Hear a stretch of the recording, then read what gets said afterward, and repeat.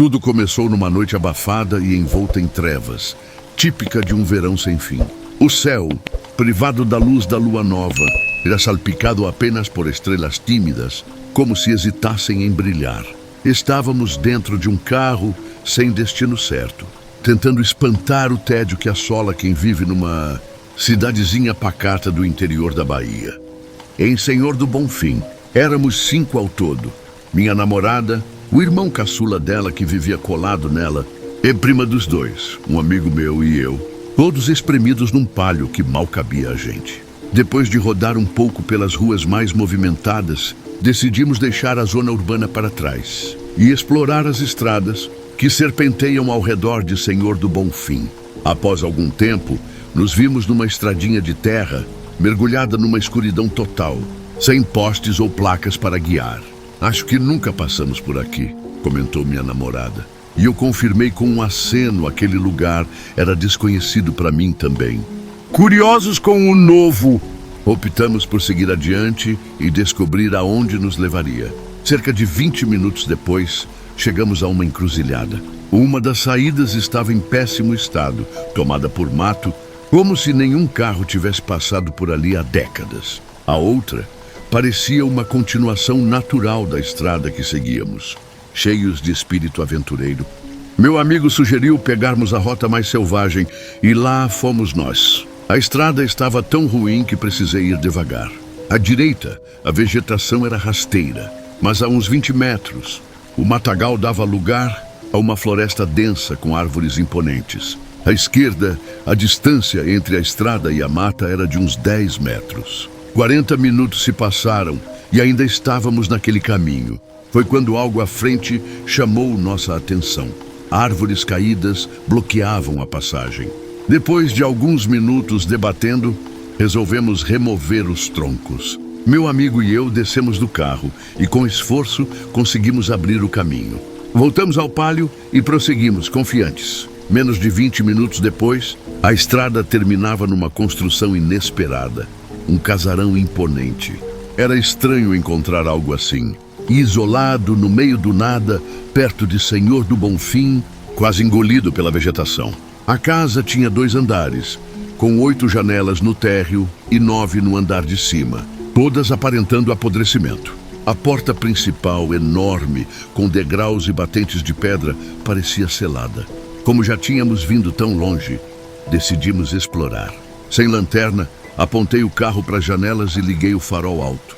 A porta resistiu, sólida e trancada, então tentamos uma janela.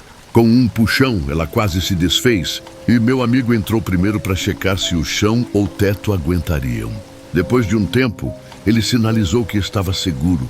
E um a um, o irmão da minha namorada, a prima, ela e eu entramos. Estávamos numa sala que parecia ser de jantar, quase vazia, exceto por cadeiras velhas empilhadas num canto. O assoalho de madeira rangia a cada passo. Abrimos mais 2 janelas para iluminar. Curiosos, seguimos por uma porta dupla à direita, que levava a uma ampla sala de entrada.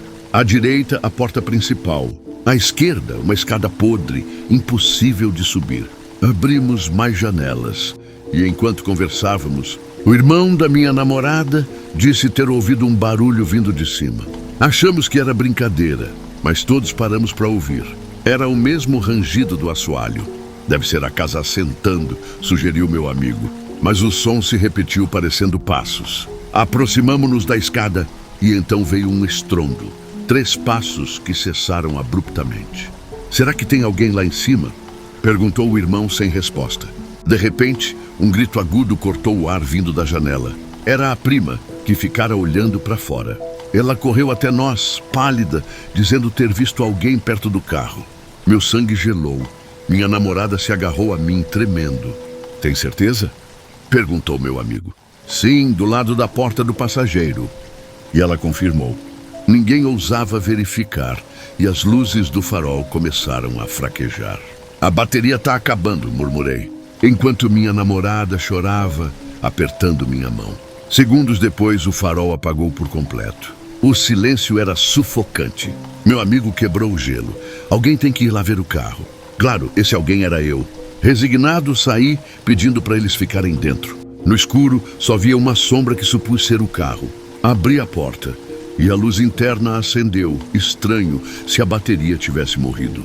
O farol estava desligado manualmente. Um arrepio subiu pela espinha. Como alguém desligou sem abrir a porta? Antes que eu processasse, o grupo irrompeu pela janela, gritando. Minha namorada e o irmão choravam. A prima estava em pânico e meu amigo branco como cera. Entraram no carro berrando para eu trancar e sair. Apavorado, liguei o motor e disparei pela estrada, perguntando o que acontecera. Ninguém respondia direito, só pediam para não parar. Quando todos se acalmaram, perguntei ao amigo. Enquanto eu estava fora, eles ouviram mais passos lá em cima. De repente, um som de respiração pesada veio do topo da escada, seguido por um cheiro podre. Então, algo sem forma saiu da cozinha, mas recuou quando acendi o farol. Foi o suficiente para eles fugirem. Hoje, não sei o que encontramos. O irmão da minha namorada tem pesadelos. Minha namorada evita o assunto. E a prima fala pouco. Meu carro precisou de uma suspensão nova após a fuga. Nunca mais voltei lá e não conto onde fica. Se a estrada estava bloqueada, talvez seja por um bom motivo. Mesmo depois de tanto tempo, ainda sinto calafrios ao lembrar daquele casarão. É como se algo de lá tivesse nos seguido, agarrado à nossa pele, ao nosso sono, à nossa lembrança. Os dias seguintes foram estranhos, silenciosos. O tipo de silêncio que pesa.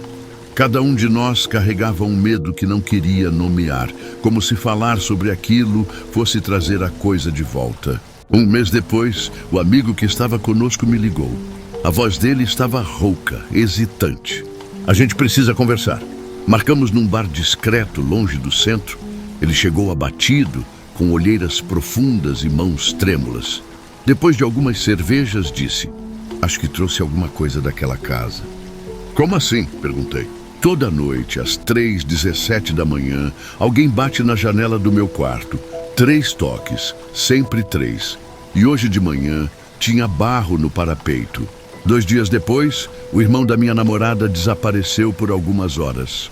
Foi encontrado numa estrada de terra a vários quilômetros da cidade, sujo, descalço, murmurando coisas sem sentido. A partir dali, entendi que aquilo não era apenas uma experiência assustadora. Era um rastro, uma marca, e estava crescendo. Uma noite, sozinho em casa, decidi confrontar. Sentei no chão do quarto, apaguei as luzes e chamei. Pedi respostas. Durante minutos, nada aconteceu. Até que o espelho no corredor fez um estalo seco. Me aproximei. Nele, meu reflexo piscava com um pequeno atraso. Não era o espelho que estava atrasado. Eu não tinha piscado. Me afastei em pânico. Dormi trancado no quarto, com uma faca embaixo do travesseiro. Desde então, parei de procurar.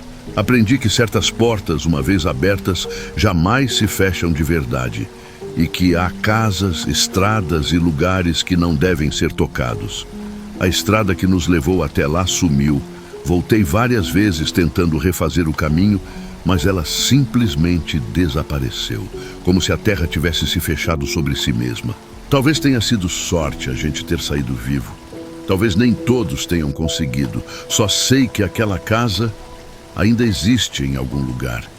E ela lembra de nós. Por isso, se um dia você estiver entediado numa cidadezinha do interior e decidir pegar uma estrada desconhecida, pense 2 vezes antes de seguir a trilha mais abandonada. Alguns caminhos levam a lugares que não pertencem mais ao nosso mundo. E se você escutar passos no andar de cima, não suba